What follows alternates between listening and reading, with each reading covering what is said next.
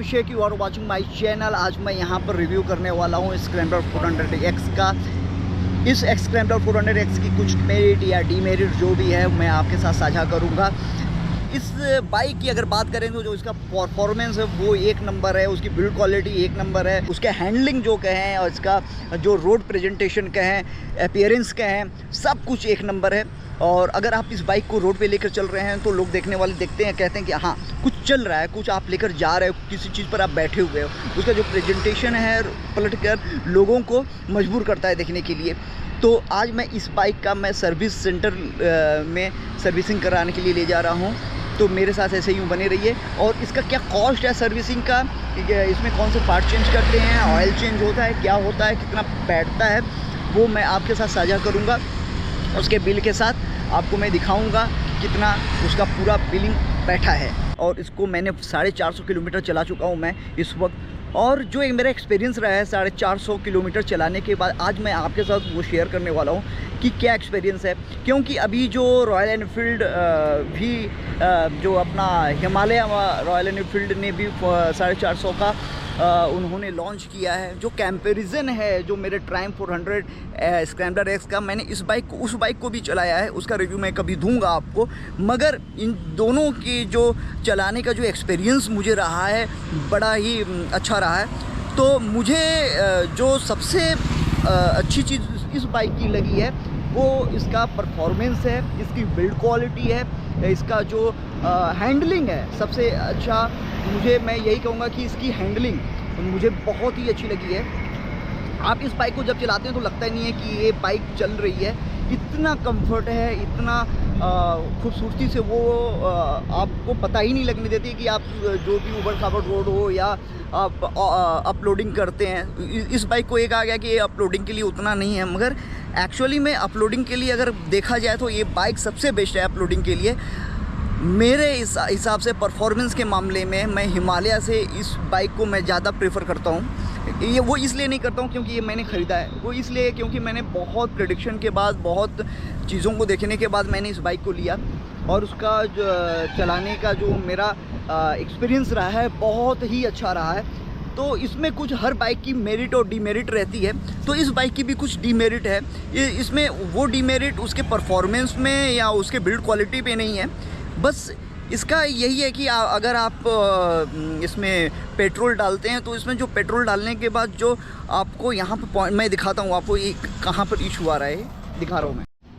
ये आपको यहाँ पर प्रॉब्लम आता है, जो ये मीटर देख रहे हैं ना, पेट्रोल का जो मीटर देख रहे हैं 2 दिखा रहा है, इसमें थोड़ा इशू आता है। वो इशू इसलिए आता है, मुझे मालूम नहीं है सॉफ्टवेयर का इशू है कि उसके जो भी पता नहीं, मुझे नहीं समझ में आता। अभी आपने अगर इसको फुल कराया तो वो अगर आप चला रहे हैं आप 100 किलोमीटर चलाएं तो 1 पॉइंट जाएगा, और 50 किलोमीटर के बाद ये 2-3 पॉइंट अपने आप चला जाता है। तो इसमें जो पेट्रोल की जो हमें दिखाती है, जो कैपेसिटी दिखाती है, वो चीज़ मेरे को थोड़ा समझ में नहीं आता है।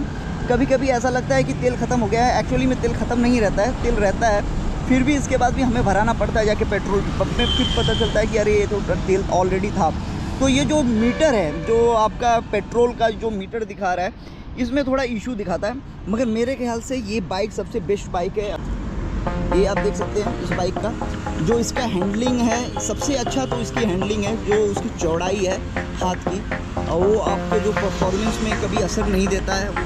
ये ग्रिल की अगर बात करें तो ये थोड़ा प्लास्टिक का दिया है, तो अच्छी क्वालिटी में, थोड़ा लोहे का भी दे सकते थे, मगर ये देखिए ये प्लास्टिक है, आपको ये प्लास्टिक मिल रहा है। एल्युमिनियम अगर यूज़ कर सकते थे तो वो अच्छा होता। अगर इस बाइक की परफॉर्मेंस की बात करें जाए तो बहुत ही अच्छा है। 450 किलोमीटर चलने के बाद अब मैं उसको सर्विसिंग के लिए ले जा रहा हूँ।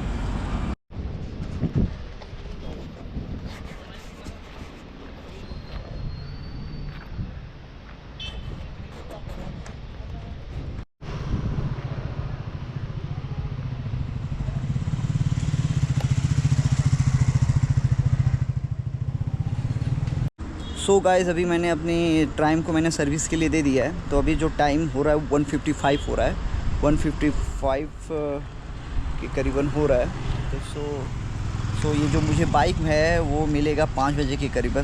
तो देखते हैं कि वो सर्विस के बाद जो उसका जो कॉस्ट है वो कितना बैठता है। फर्स्ट सर्विस है तो फर्स्ट सर्विस का जो कॉस्ट है, फिर भी ऑयल चेंज का और फ़िल्टर चेंज का और जो अपना चेन का जो है वो स्पोक जो क्लीन करने का जो भी है जो प्राइस है वो इंक्लूड होगा। तो देखते हैं कितना बैठेगा हमें। तो मेरे साथ ऐसे बने रहिए, बताते हैं कि कितना बिल बन के आता है।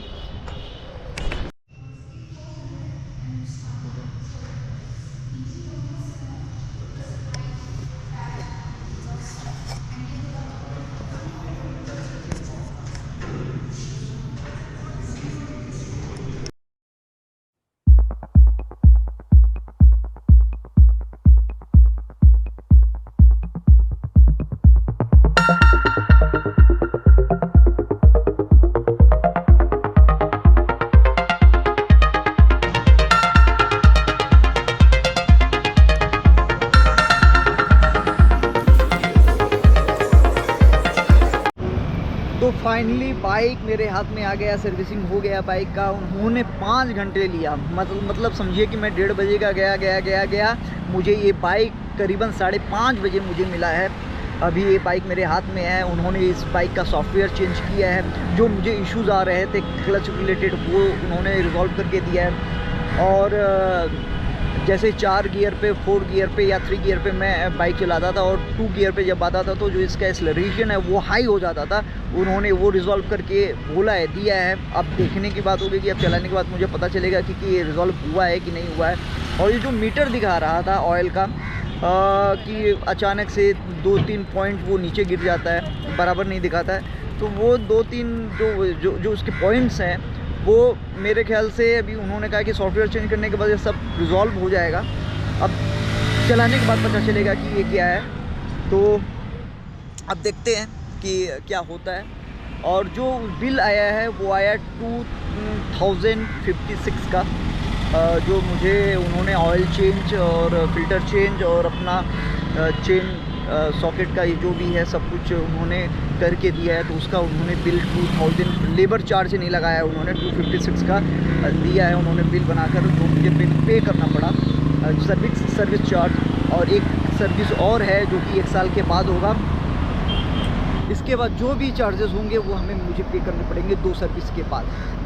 तो बस यही है। आपको बिल मैं मेंशन करूँगा, बिल दिखाऊँगा कि कितना आया है, क्या है और क्या क्या उन्होंने चार्ज लगाए हैं।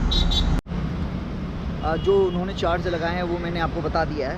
2056 आपको पे करने पड़ेंगे अगर पहला सर्विस हो या दूसरा सर्विस हो। तीसरे सर्विस में क्या होगा उन्होंने ये बताया नहीं है, क्लैरिफाई नहीं किया है। मैंने उनसे अगर पूछा भी कि अगर मान लीजिए अगर मुझे 2 सर्विस के बाद जो फ्री सर्विस है उसके बाद अगर लेबर चार्ज के साथ अगर सर्विसिंग करानी होगी तो वो क्या पड़ेगा, तो उन्होंने अभी मेंशन नहीं किया है। बोला है कि अभी उनको भी नहीं पता कि कितना होने वाला है। तो देखने वाली बात ये होगी कि ये जो बजाज के साथ ट्राइम जो है टाई अप किया है वो कितना चार्ज मारता है जब हम थर्ड सर्विस के लिए जाएंगे। तो स्टे ट्यून। मुझे लगता है कि उन्होंने बहुत अच्छे से बाइक सर्विस किया है और बाइक चमक रहा है, पहले से बहुत अच्छा लग रहा है। देख सकते हैं आप ये बाइक का भी उन्होंने सर्विसिंग किया है, धो के और सॉफ्टवेयर अपडेट करके सब कुछ दिया है।